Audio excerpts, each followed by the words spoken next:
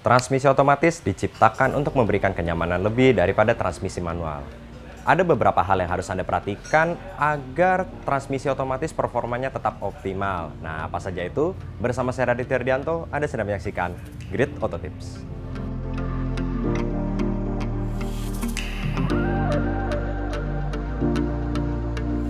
Oke, sekarang saya sedang berada di bengkel spesialis transmisi otomatis Warner Matic dan saya sedang bersama Bapak Hermas Effendi Prabowo. Jadi, selamat siang Pak. Selamat siang Mas Radit. Saya mau tanya nih Pak, untuk pemakaian transmisi otomatis yang baik dan benar agar transmisi otomatis itu performanya tetap optimal nih Pak. Jadi Bapak mungkin bisa jelaskan Pak? Ya. Pertama yang mesti kita lakukan itu teknik mengemudi ya. Oke. Jadi ketika kita mulai kontak dengan mobil, terus kunci kontak on, kita tunggu kira-kira beberapa detik supaya sistem bekerja. Setelah itu kita start.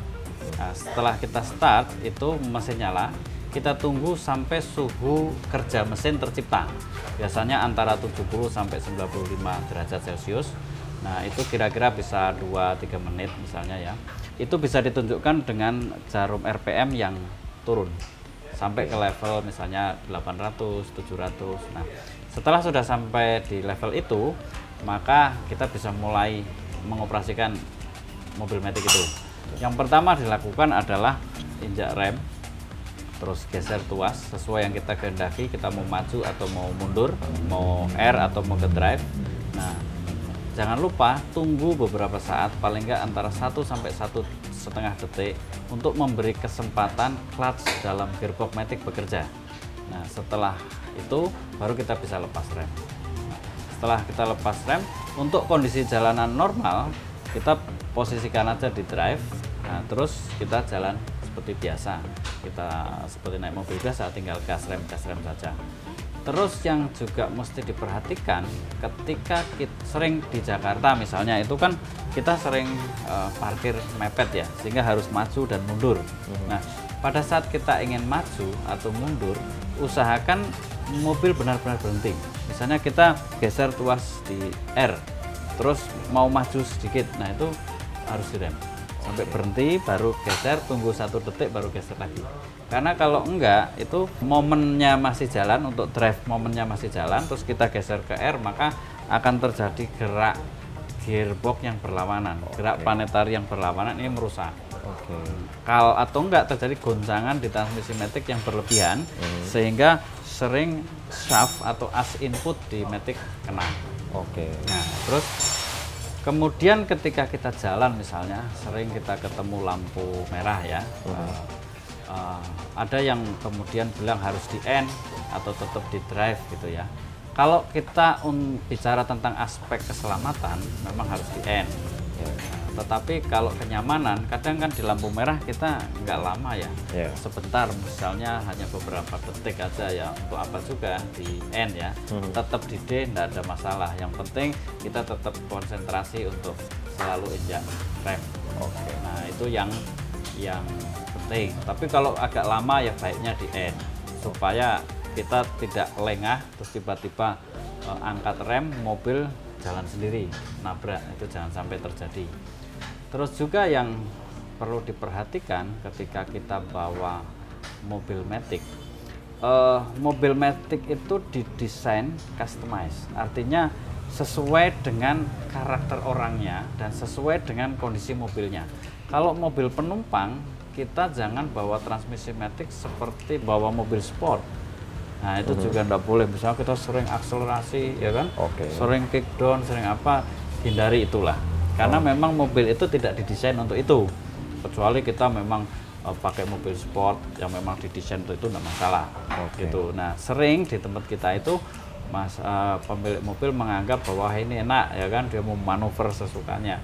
Padahal dia tidak didesain untuk itu, sehingga umur transmisi Matic menjadi lebih pendek. Terus kedua, ketika kita mengoperasikan mobil Matic yang tipe Tiptronic, manual Matic ya, biasanya indikasinya di tuas Matic itu di sampingnya ada plus dan minus. Nah, itu memang enak Tiptronic itu, tapi saran saya jangan terlalu sering menggunakan itu. Karena ketika kita menggunakan manual matic dengan Tiptronic itu, maka akan terjadi penumpukan torsi untuk pindah ke gigi berikutnya. Sehingga hentakan di transmisi matic itu lumayan eksesif. Sehingga ini juga memperpendek umur. Ya meskipun kita pakai Tiptronic ya pakai biasa aja lah. Sekali-kali boleh lah. Tetapi kalau terus-terusan begitu, umurnya dia juga akan lebih pendek. Terus itu dalam berkendara ya. Terus ada juga misalnya ini banjir, ya kan Jakarta atau kota-kota lain kan sering ya kita banjir ya. Nah jangan memaksakan diri. Kalau memang itu ketinggian airnya itu taruhlah sudah setengah ban gitu ya, nggak usah lah, mending kita cari jalan lain.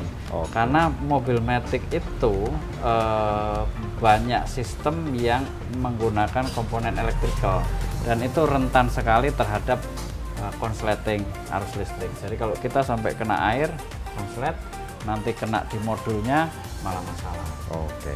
Yang seharusnya bisa kita pakai panjang jadi umurnya lebih pendek ya. Nah, terus juga ada yang perlu saya ingatkan juga gini Mas. Misalnya ya, kita pakai mobil matic kan enak ya. Terus kita pergi keluar kota jauh, misalnya sampai Solo. Mentang-mentang enak kita Jakarta Solo PP nggak istirahat. Nah itu banyak kasus begitu. Setelah sampai Jakarta maticnya rusak. Kenapa? Karena ya namanya matic kan sistem elektrikal dan elektrikal itu kan kalau sudah terlalu panas kan menjadi lebih stres. Nah sehingga ada baiknya lah 4 jam istirahat. Selain demi keselamatan, demi keawetan transmisi matic itu, selebihnya nanti mungkin bisa ke perawatan. Baik ya Pak. Nah jadi itu pemirsa, untuk transmisi otomatis jika Anda mau menggunakan mobil tersebut, tadi Pak Hermas sudah jelasin tuh beberapa hal yang harus diperhatikan dalam pemakaian transmisi otomatis. Jadi terima kasih banyak ya Pak Hermas untuk penjelasannya. Sama-sama, Mas Radit. Nah, jadi jika ada kritik, komentar, dan saran, silahkan isi kolom komentar di bawah. Jangan lupa klik like dan subscribe di channel Grit Auto Tips. Terima kasih.